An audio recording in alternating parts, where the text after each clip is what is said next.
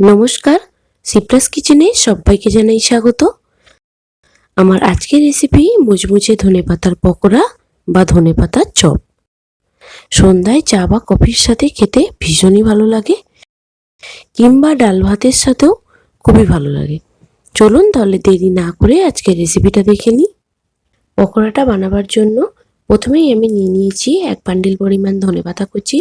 এবার এর মধ্যে আমি দিয়ে দিলাম 2টো বড় সাইজের পেঁয়াজ কুচি, 5টা কাঁচা লঙ্কা কুচি, 1.5 চামচ পরিমাণ রসুন বাটা আর 1 চামচ পরিমাণ আদা বাটা। এবার দিয়ে দিলাম হাফ বাটি পরিমাণ বেসন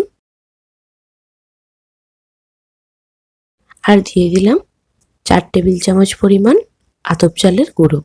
এবার দিয়ে দিচ্ছি হাফ চামচ নুন, হাফ চামচ হলুদ গুঁড়ো আর দিয়ে দিলাম হাফ চামচ পরিমাণ লঙ্কার গুঁড়ো। এবার এখানে একটা ভাজা মশলা অ্যাড করেছি 1.5 চামচ পরিমাণ, আর দিয়ে দিচ্ছি একটা ম্যাগি মশলা।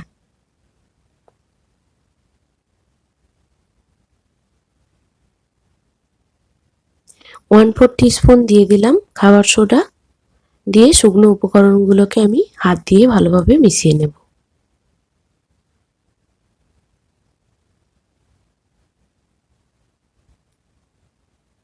একটু মেশানো হয়ে এসছে, এবার অল্প অল্প করে জল দিয়ে পুরটা তৈরি করে নেব।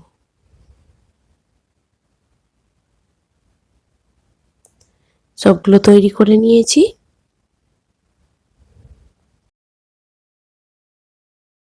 এবার এর মধ্যে দিয়ে দিলাম 1 চামচ পরিমাণ সর্ষের তেল, দিয়ে আবারও একবার মেখে ভালোভাবে এটাকে রেস্টে রেখে দেব 30 মিনিটের জন্য। পকোড়াটা ভাজার জন্য একটা কড়াই বসিয়ে তার মধ্যে নিয়ে নিলাম সাদা তেল। তেলটা যখন গরম হয়ে এসছে, এবার একে একে পকোড়াগুলো দিয়ে দেব। আপনারা চাইলে ছোট কিংবা বড় যে কোনো শেপেই পকোড়াগুলো ভেজে নিতে পারেন। আমি এখানে একটা মিডিয়াম শেপে পকোড়াগুলো ভেজে নিচ্ছি। সবগুলো পকোড়া দেওয়া হয়ে গেছে। এবার মিডিয়াম হিটে আমি এটাকে কিছুক্ষণ ভেজে নেব। কিছুক্ষণ যখন ভাজা হয়ে গেছে, তখন পকোড়াগুলো আমি এভাবে উল্টে দিচ্ছি।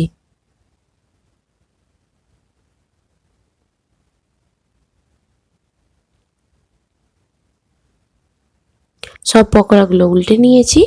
এবার এটাকেও আমি আরো কিছুক্ষণ ভালোভাবে ভেজে নেব।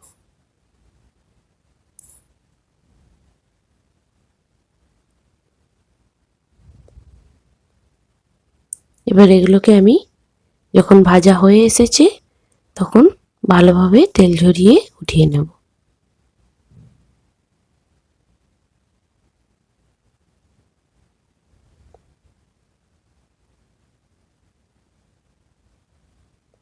বাকি পকোড়াগুলো আমি একইভাবে ভেজে নেব। তৈরি হয়ে গেল আমার খুব সহজেই আজকের রেসিপি মুচমুচে ধনেপাতার পকোড়া। আপনাদের কেমন লাগলো কমেন্ট বক্সে আমাকে অবশ্যই জানাবেন। আর ভালো লাগলে আমার চ্যানেলটিকে সাবস্ক্রাইব করবেন। এতক্ষণ আমার সঙ্গে থাকার জন্য সবাইকে অসংখ্য ধন্যবাদ।